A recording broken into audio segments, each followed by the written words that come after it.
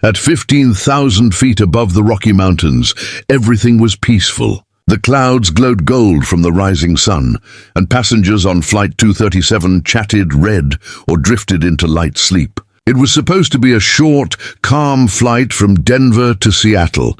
Captain Miller, a veteran pilot with 25 years in the air, had just smiled at his co-pilot when suddenly the dashboard flickered. Warning lights flashed red, alarms screamed, and the entire cabin jolted violently. The plane shook as if caught in a giant's hand. "Engine 2 is down," the co-pilot shouted. Captain Miller grabbed the controls, fighting the turbulence. "Try to restart it," he ordered. But within seconds, both engines failed.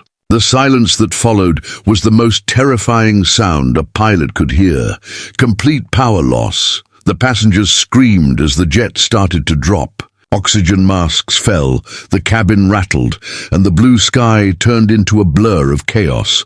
Among the terrified passengers was a 9-year-old girl named Lily, sitting in row 8 with her mother Anna. Lily had always been fascinated by airplanes. Her late father had been a flight engineer before he died in an accident 2 years ago. Ever since, Lily kept his pilot handbook under her pillow. As the plane dipped, Anna held Lily close. "It's going to be okay, baby," she whispered, but her voice trembled. Up front, Captain Miller's hands shook. "We've lost all control. Hydraulics are dead. We're gliding," but his voice broke. "We're going down." The air pressure dropped, and passengers began to pray.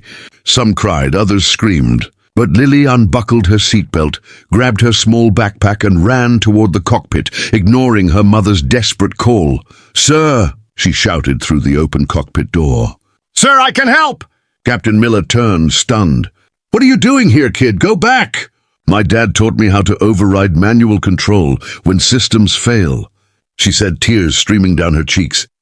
"You're in bypass mode, right? Try auxiliary switch under the right panel." The co-pilot blinked. How would she even know that?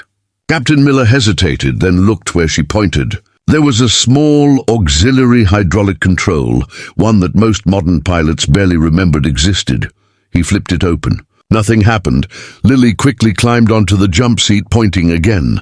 "You need to reset the feedback loop. My dad said if both hydraulics fail, you can bypass it through the emergency valve, but you have to reroute power manually." The pilot looked at her as if she was speaking another language, then suddenly realized what she meant. "She's right," he whispered. "The manual valve?" He reached under the console, found the small red switch covered in dust, and flipped it. A faint hum returned. The yoke loosened slightly in his hands. "It's responding," the co-pilot said in disbelief. "We've got minimal control." The aircraft, which had been spiraling, began to level. The screams in the cabin softened as gravity returned to normal. Captain Miller focused hard, his knuckles white. "Kid, what's your name?" "Lily," she said, gripping the armrest beside him. "My dad taught me everything before he died." The plane was still descending fast, 10,000 feet and dropping, but now, at least it was flying straight. "Lily," the captain said, "I need you to talk me through that reroute again." She nodded, her little fingers tracing the switches like she'd done on her father's simulator. "Switch number 3, link it to backup power. That'll give you pitch control for landing." "Got it," the captain said, doing exactly that. The plane jolted, then steadied once more. Down below, Denver's emergency air control was in chaos. "Flight 237, do you read?" Captain Miller pressed the radio button.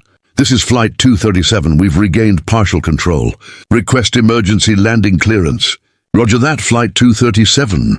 You're cleared to land on runway 3. Inside the cabin, Anna watched as her daughter's tiny head moved behind the cockpit window. Tears ran down her cheeks, half fear, half awe. As the runway came into view, Captain Miller turned to Lily. "You've done something even a trained pilot couldn't. I need you to stay calm. We're going in." The landing gear was stuck, but Lily didn't flinch. "Try the hydraulic release valve again," she said. "It's linked to the same bypass." He did, and with a metallic groan, the landing gear dropped. "Gear down and locked," the co-pilot shouted. Passengers clapped and cried. But there was still one problem. They were coming in too fast.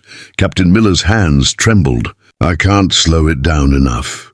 Lily bit her lip. Flaps at 20 degrees.